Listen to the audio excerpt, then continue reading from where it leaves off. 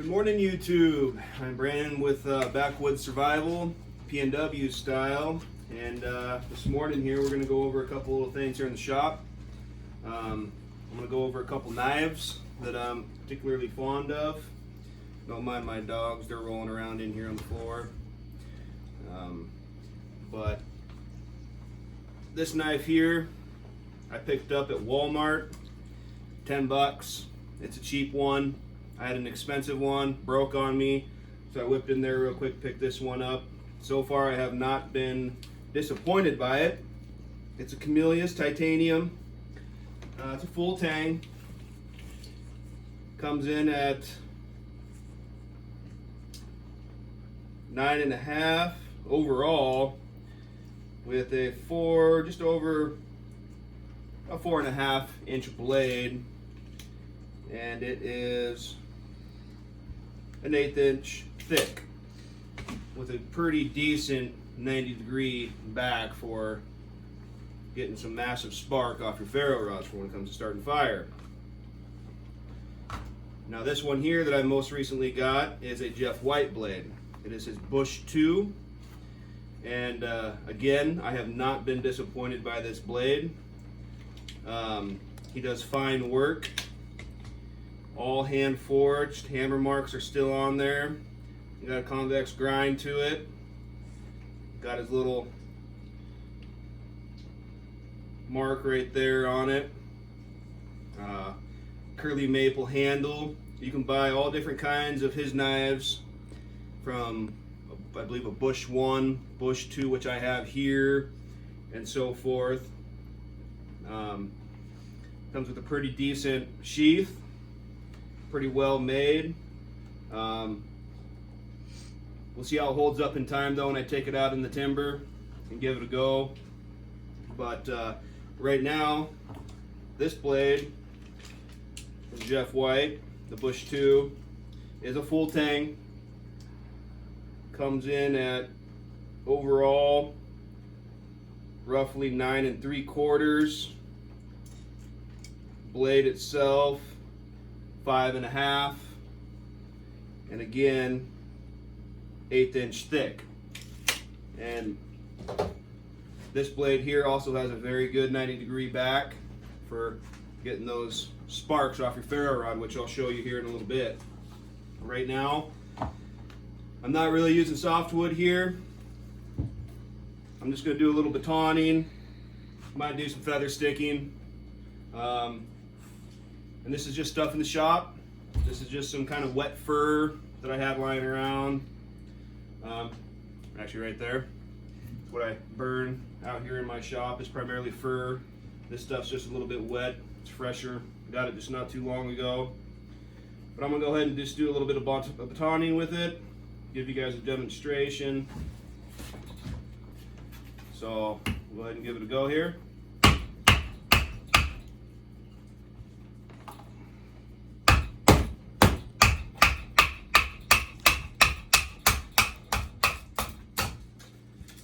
Cut through it relatively easy, small chunk though. Not out there in the timber doing some bigger rounds, 2 inches. It's about all I would do with this. About 2 inches in diameter, maybe a little bit bigger, but go with a bigger chunk here. Of course, a blade.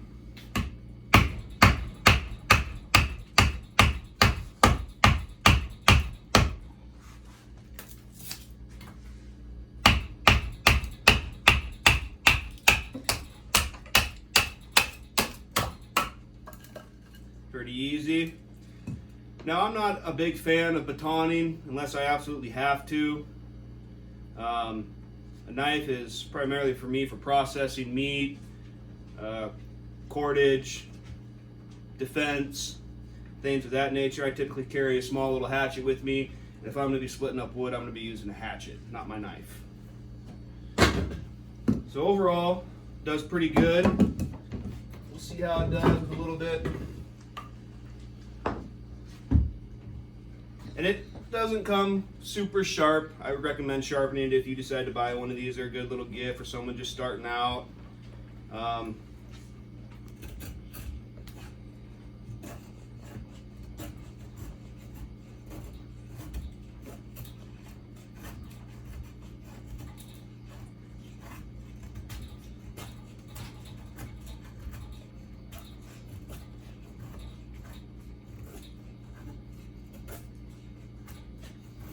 But as you can tell, it does pretty good right there.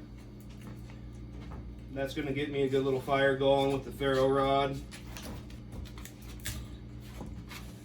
Break that off.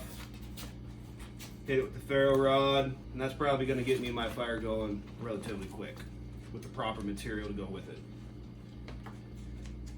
So if you're looking for a bargain knife, take out in the timber and get some practice in with, and before you go dropping a lot of money on a high profile knife, you know, not a bad buy. Walmart, $9, $10 after tax. Now we'll move on to the Jeff White blade, the Bush 2.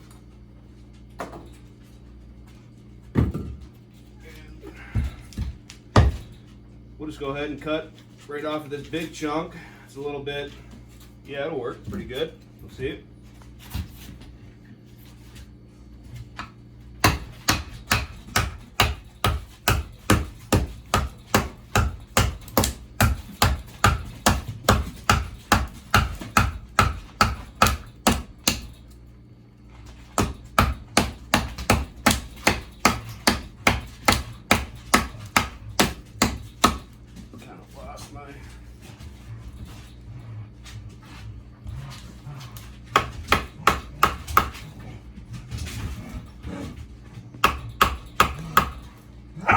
Not proper batoning technique here.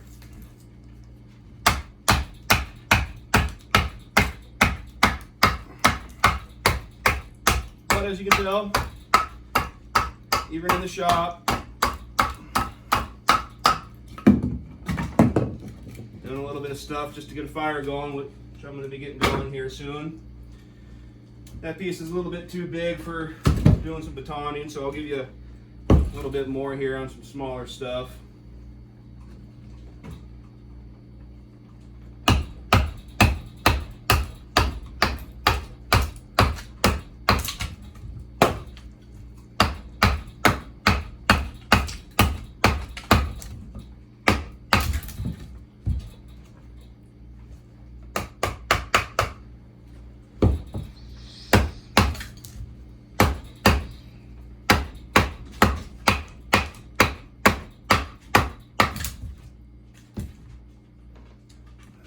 A bit of a knot there.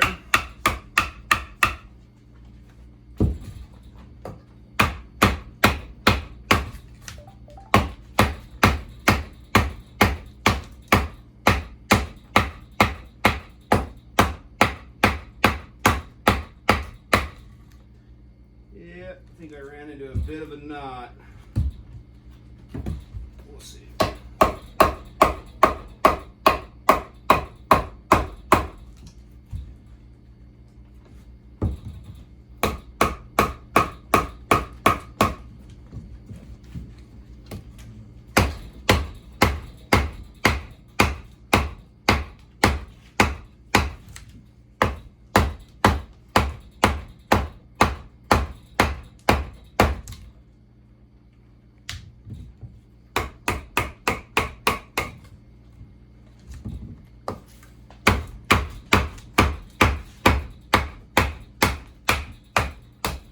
What? Yep, and see, there's your knot. Jeff White Bush 2. I recommend it. Stand by it. Holds up pretty good. I think that's about all we're going to do with the batoning. Put that through a pretty good test there. Nice smooth cut. Good blade, good sharp to it.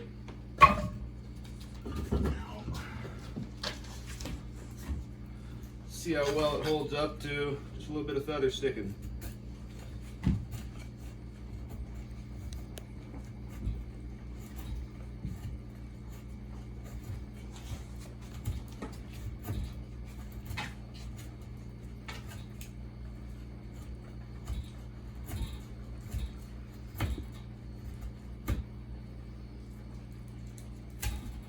So far, that was pretty good there. Nice little bit of feather sticking going on. Again, Walmart, Jeff White, pretty good. I'm impressed. And show you how well it throws off some sparks here.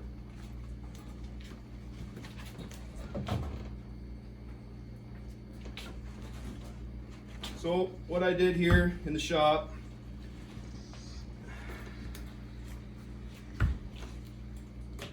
is I just grabbed a little bit jute twine. I normally carry it on my ferro rods, and I make these up here in the shop. Handles, I use oak, yew wood, all comes off my grandparents' property. I sand it all down, hit it with some boiled linseed oil, and I'm going to be selling these on the channel here soon. This one here is my personal. I'll be using that one, but you can always carry a little bit of jute twine as tinder. Works pretty good, and it's super cheap. A whole roll of it, I think, is like $3-4 bucks, and it'll last you quite a while. You can just unravel it.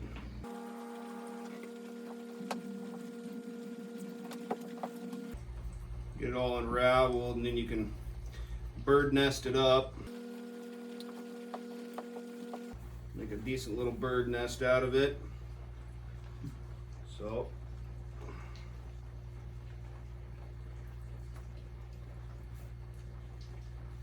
we'll go ahead and start with the Walmart Camillus brand here.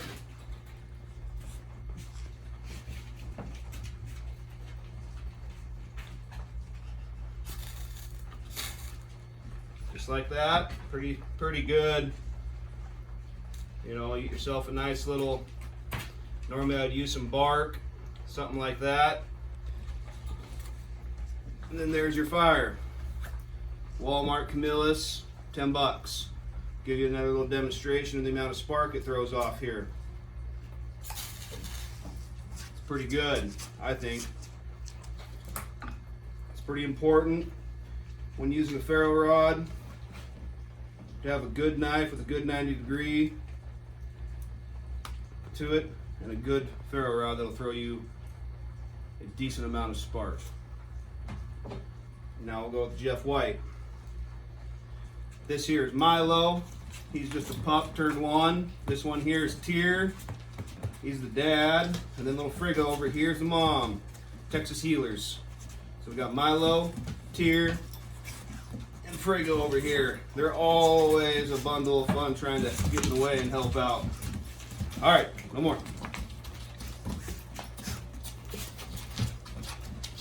Now I recommend when you're going to be starting fire, whether in the bush, timber, in your shop, kind of have all your material gathered up and it's on hand. You know, I got my paper, I get that all crinkled up, ready to go in there. Got my kindling, and I got my bigger stuff here that we've been batoning with. That way you're always ready to go and you're not scrambling around trying to gather things up.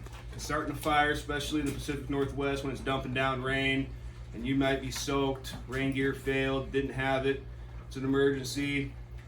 Getting a fire going is very critical to stay warm, dry yourself out, and then you can focus on shelter and food. So here's Jeff White Bush 2, just like that.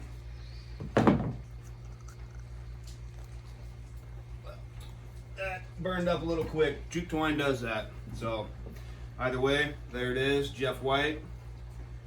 Ferro rods, like I said, I'm going to be selling these on my channel, so they'll be available here soon. We'll let you know.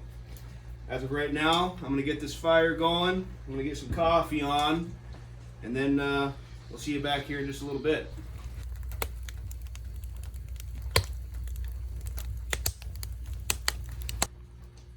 Alrighty, we're back here with Backwood Survival, PNW style in the shop. Just got the fire up and going.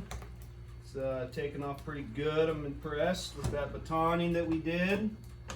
Right now, we're going to get some coffee going. And I just use this little percolator we picked up at Walmart. Got a couple other little ones that we use. And it's a pretty simple little process. It's got these little filters that go in there. I don't know, get 100 of them. Pretty cheap, I think a couple bucks. I don't know. Don't even remember, we've had it for so long. That little filter just goes down in there. Of course, I'm not the greatest, especially when they get wet. But hey, a little cowboy coffee never hurt anybody. Anyhow, get it down in there like so. And I just dump. There's about 6 scoops in here. I won't be using all of it. But I just kind of dump it in there.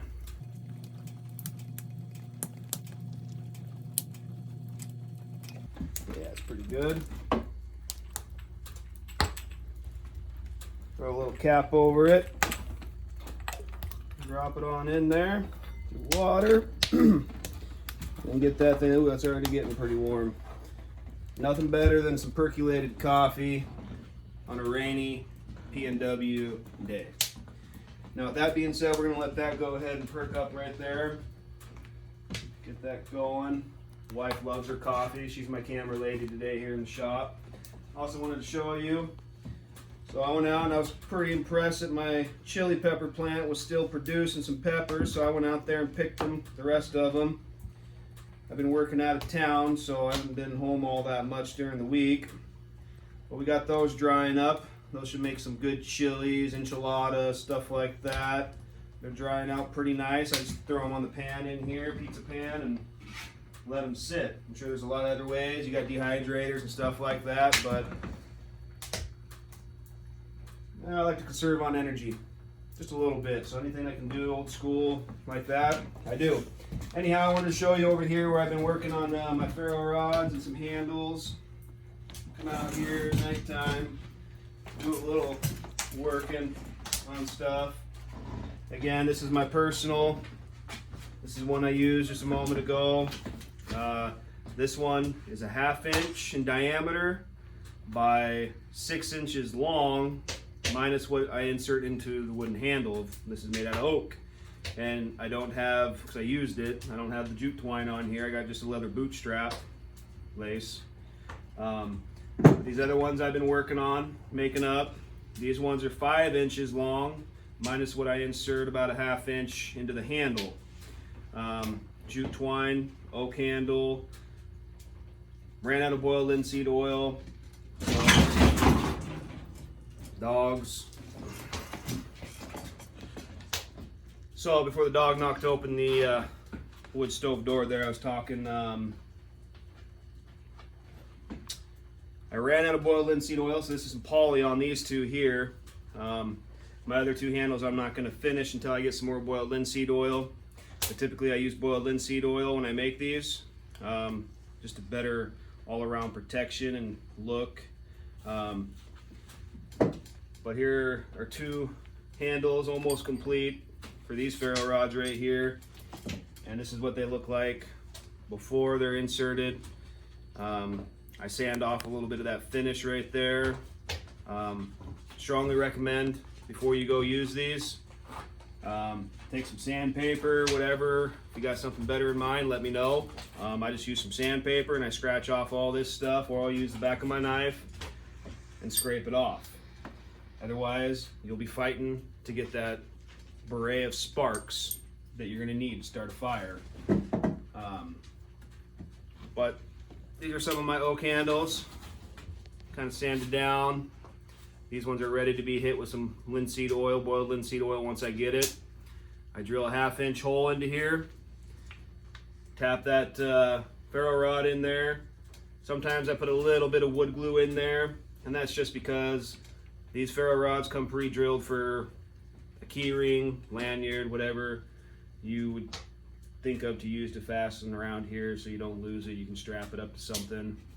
Get a little bit of that wood glue in there and it just kind of holds as a tighter bond.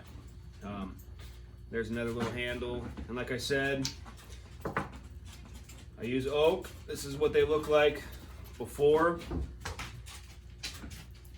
I sand them down. Normally I just don't drop things though. Normally I just use some 60 grit on here, debark it, and then I hand sand it with some 120. Yeah, some 120. And I pretty much call it good after I get a nice, what I think is a nice, good finish to it. You know, these things are going to be out in the timber. They're going to be getting used, beat, dropped, whatever. So I mean, I do a pretty good quality sanding on them. Get that nice grain, get them designs popping. That's what I like about hand sanding. I get to feel the wood. I get to see things better. It's real easy to miss things, over sand when you're using them power tools. So I just use it to take the bark off, and then I finish it by hand. But yeah, I hope you all had a good Thanksgiving. Mine was pretty good. Just the wife, our youngest, and myself, and our dogs. It was a pretty good Thanksgiving. Hope you all had a good one. Hope you had a good weekend. And we'll catch you guys on the next video.